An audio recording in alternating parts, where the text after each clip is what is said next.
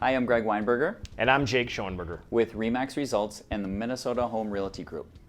Today we will be discussing the various companies who promise to sell your home quickly with no showings and in as-is condition. We wanted to uncover the truth about who these companies are, what they have to offer, and the risks and costs associated with these types of programs.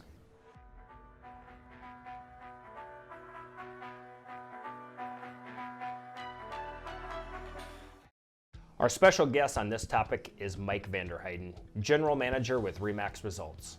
Mike has been studying the various companies who offer these services and has a lot of knowledge to share with us today. Thanks for being here, Mike. So Mike, we hear quite a bit today on media outlets about real estate agents and companies saying there's a new way to sell homes. What is that? Well, I think consumers today have probably heard a lot about the guaranteed offer that's out in the marketplace. And it's been around for lots of years, but the thing that's uniquely different now is that Wall Street has entered the picture and there's a lot of money that's in the real estate space that wasn't there previously. And so guaranteed offer can mean a lot of things to a lot of different people, right? But there are a lot of different companies that are in the space. Some of the companies that have been around for a long time that consumers here in the Twin Cities might be aware of would be companies like We Buy Ugly Homes, right? Or We Buy Ugly Houses, right? That would be pretty familiar to most people, I think. Most, yeah. Yeah, and that's a local franchise type of a company, and today we have others. So Mike, who are these companies that are making these guaranteed offers? Well, the companies that are making a lot of noise in the Twin Cities right now, one company a lot of people would be familiar with is Zillow. I'm sure today most consumers, when they're looking for homes, are probably using the Zillow site. And so they have a subsidiary called Zillow Offers. And so they have billions of dollars behind them. Wall Street's gotten into it. And another company that's very large, in fact larger than Zillow across the country right now, is a company called Open Door. And so those are two of the main ones. Those are the two big ones that are here in the Twin Cities right now. There are others. There is OfferPad, Home Partners of America, Knock. So just there's a variety of them that are out there in the marketplace. Sure. Why is this new way to buy homes happening now? Well, I think there are probably two reasons, Jake. The first is we have to back up a little bit. And if we go back to the recession, the large recession we had from basically 2007 to 2011, the equity that was in homes at that point in time was about $7 trillion. And that number comes from a study that's done every year by Harvard. And so they have the Joint Center for Housing Studies. And so every year they publish a report. And it shows, among other things, how much home equity exists in the country. Sure. And so back in 2000, it was approximately 2009, 2010, somewhere in there, we were at our lowest point in the history of recorded equity, if you will, for real estate in the United States. And $7 trillion was the number. Today, we're sitting here at probably about $17 trillion of equity. So there's been a big increase. And in fact, 17 trillion was the high water mark just prior to the beginning of the recession. Okay? And so when you look at it from Wall Street's perspective, I think they look at it this way. When Wall Street's trying to make money, right, they look at opportunities. And so one opportunity is, well, here's an opportunity for us to make millions of dollars. Okay, Wall Street probably has some interest, maybe not a lot, because Wall Street's Wall Street, right? But when you say, okay, you know what, there's potentially a market here to make billions of dollars, now we get their attention a little bit more. But when you say, look, now we're in a market where there are potentially trillions of dollars available to pick up some part of that, and now Wall Street is completely focused, right? And so they're saying, okay, let's pay attention to this. So that would be one reason why now seems to be the time when these companies are coming out and saying, hey, let's bring a new product to the marketplace, or let's at least package it differently than we've seen it previously. Okay? So that would be one reason. Okay? Another reason would be Amazon Prime. Okay? So if you ask all of your consumer friends, right, how many of you have Amazon Prime today? About 90 to 95% of the population has Amazon Prime. And so what's unique about that? Why Amazon? What do they have to do with real estate? Well, they don't have a lot to do with real estate, but they have a lot to do with consumer preference. And so here's what's happening in the marketplace today. Consumers today have come to expect a certain level of expediency in everything that they do. Okay? In fact, I was watching a program about a year ago, and there was a senior vice president from Amazon who was speaking. And he said, this is what we know about consumers. They're willing to pay a premium, not just pay for, they're willing to pay a premium for something called a standardized client experience. Interesting. Well, what does that mean? Right? What does that mean? Okay? This is what it means. When you order something through Amazon, and you have Amazon Prime, so if you make an order through Amazon and you have Amazon Prime, what's the guarantee that Amazon gives you? Right? Whatever it is that you ordered will be on your doorstep in no more than 48 hours. Right? It's 48 hours or less. It's there every single time.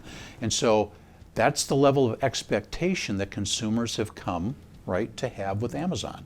And so there's a standardized client experience, right? It's going to be the same way every single time when they have that interaction with that company, correct?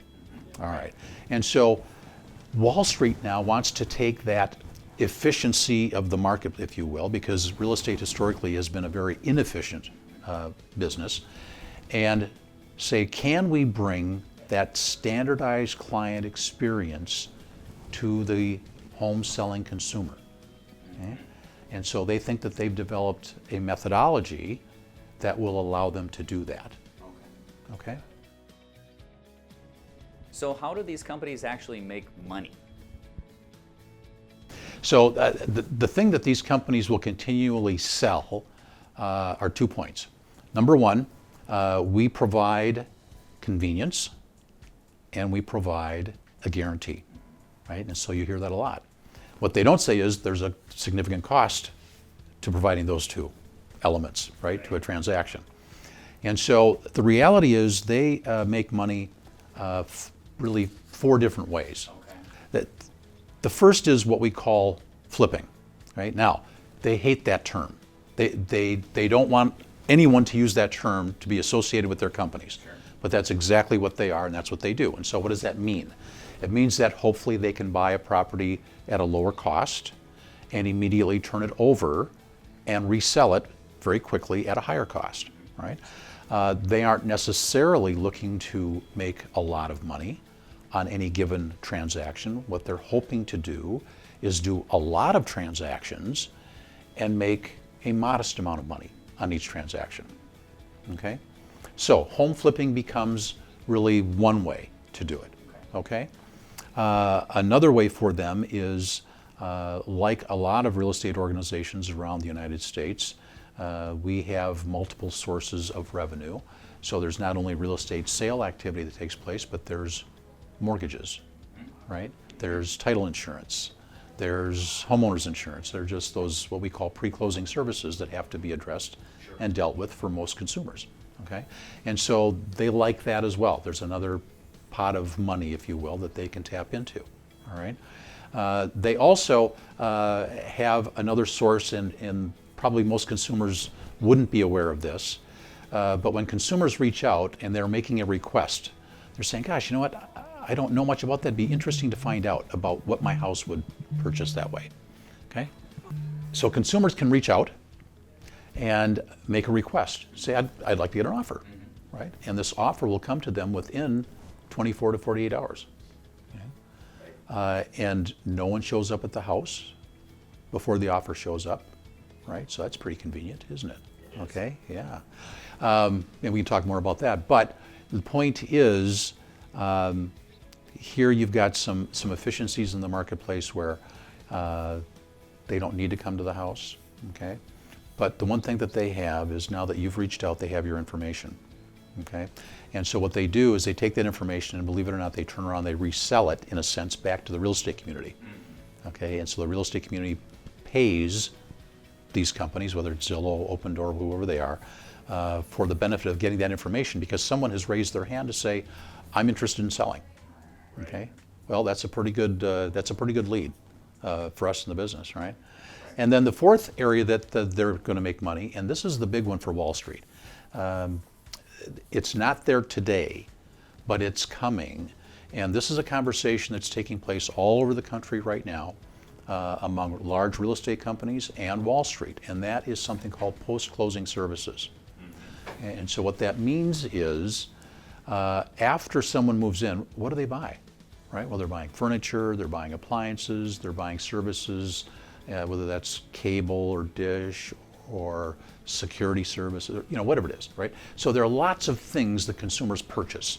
And so if there's a way for us to get in front of that and potentially become what we'd call maybe the Amazon of home services, right? That allows real estate organizations to look at potentially finding another revenue source. And Wall Street sees that as a big one, okay? So those are really the ways that they're looking to monetize their efforts in this real estate space today. What does an offer from these companies look like? Good question. So it depends on who it's coming from, okay, but I'll give you some general parameters. Typically what you'll find is most of the offers, as I said earlier, for the benefit of convenience and a guarantee, right, there's a cost. And so what we've seen so far in the offers that we've been involved with is that typically the offer will come in somewhere between 5 to 10% below what we would call retail. In other words, the price that we would give a consumer to say, we believe your home is worth this. The iBuyer companies that we call instant buyer companies, those companies are coming in on average about 5 to 10% below market. Okay? From there, they have some other costs. So they have something called a service fee, okay? And I think most consumers could relate that to our commission. So we charge for our services. The iBuyer companies, or the guaranteed offer companies, charge a service fee that is very comparable to what we charge, okay? And that can range, depending on the company, anywhere from 6% to 13%. Okay, so it can be a big number. Okay, it depends on the property itself and the location of that property. Okay, so the other thing for the consumers to know is, as I said, to get this offer, no one comes to look at your house. So all of these companies use something called a mathematical algorithm, right? So they have lots of history in terms of what's sold in geographic areas, and so based on mathematics alone, they make their offer. Okay, so you've got that. Now you've got these costs associated with this. The next area would be the area of the inspection. Okay, and so what happens is, like most buyers, these companies are buyers. They have a home inspection done on the property. Okay, and what we've seen is they will monetize the inspection report. And what does that mean? It means that no home is perfect. Right? There are always going to be things that are on an inspection report. What these companies do is they identify everything that's in the report, and they say, okay, to fix all of these things, it's going to cost X, whatever that number is. And so they take that number and they add another number to it. And that's, today I can't tell you how they come up with that number, but I'd say it's an additional 1 to 5% of the sale price. Okay? And so that's another expense to the seller. Okay? And the last is, of course, closing costs, and we all have to pay closing costs. It doesn't matter if the consumer's working with us. It doesn't matter if the consumer's working with an iBuyer or a guaranteed offer company. Those are the same. They don't go away. Okay? But what we've seen, generally speaking, is that the additional cost to a consumer to use one of these guaranteed offer companies is probably going to be easily about double the cost of using us. Okay, probably about double. That is a large convenience fee. Well, it's a very large convenience fee. Yes, you know, the bigger thing there that consumers have to pay attention to is you think about it strictly from a money standpoint. Normally, what do we know? We know that the largest financial asset most consumers have today is the equity in their home. Right? And so the thing that we want to caution consumers about is, look, yes, it's convenient, it's guaranteed because it's a cash offer, so no showings, you know, none of that kind of stuff, right? You don't have to clean your house, and you say, boy, that sounds kind of fun, right? Don't have to do all that, get it ready. Well, but there's a big cost for the convenience. And so do you really want to give up a large part of the biggest asset that you have financially in your portfolio? So sometimes it might make sense. In most cases, it does not make sense. When is accepting an offer of this kind a good idea for the seller? This is what the guaranteed offer companies are saying. Okay, so it's not us saying this. Right. They want to have 5% market share in the top 20 real estate markets in the United States within the next 3 to 5 years. Okay? And so you say, well, 5%. That means 95% of the people are going to do it the traditional way. Okay? So is this really a big deal? Right? Maybe not. Right? But it's going to provide some level of convenience for a very small segment of the population. And what is that segment? Yeah. So it's where time becomes more important than money. And I'll give you a perfect example. We had a transaction about 60 days ago, and we had a single female seller in her 50s, you know, her age was in her 50s, and she had just learned that her elderly mother, who lived out on the East Coast, had been diagnosed with cancer. Really unfortunate. Right. And unfortunately had less than 12 months to live. And so for her, the reality is time was much more valuable now than money, because she wanted to get to mom to be able to take care of mom in her final months. And so that's a rather dramatic story, but it's a true story. But there are going to be circumstances like that that consumers run across every day, and it makes more sense for them to say, you know what, we don't care about the money in this case. We care about the circumstance that we're involved with in our life. And so because of that, perhaps this level of convenience makes perfect sense for us. Sure. Great question. So this is what we're seeing today, because this space is changing pretty rapidly as real estate goes. And so a lot of these guaranteed offer companies are aligning themselves specifically with real estate companies. And so if we were to look at the national real estate scene, what we know is that OfferPad has aligned itself with Keller Williams. And Realogy, which is the parent company for Coldwell Banker and Century 21 and ERA and several of those companies, has aligned itself with Home Partners of America. Okay? And so we at RE/MAX have not aligned ourselves with anybody. And frankly, I think that's a better place for us to be when we're consulting with consumers. And the reason is because we come in not wearing two hats. You know, we aren't obligated to have to present an offer on behalf of a particular company. Rather, we have the ability to be a true fiduciary to our clients. So we really are watching out for their interests. Okay? And so that doesn't mean that we can't, on behalf of our clients, go out there and get those offers for them. We certainly can. But it allows us to be able to sit them down and say, look, using us, going down the traditional track of how we sell homes, this is what the picture is going to look like for you. Or if we were to go down the guaranteed offer track, here are the offers, here's what it means to you financially, and based on the circumstances in your life, which one makes more sense? Okay? And so we have a better ability to be more objective. Well, Mike, we appreciate the time and information that you've provided us today. We feel that our clients and everybody greatly appreciates this, and we thank you for coming in. So if you have questions about this program or possibly have received something in the mail through Open Door or one of these programs that Mike have talked about, and you would like a second opinion on it, please give Greg or myself a call. We'd be more than happy to come out and provide you with a free market analysis so you know directly what your home is worth in today's market. Be sure to click on the link below for a quick video on how to prepare to be a first-time home seller. You'll find some helpful information and some tips to get started in the process today. So thanks again for watching. We'll talk to you soon.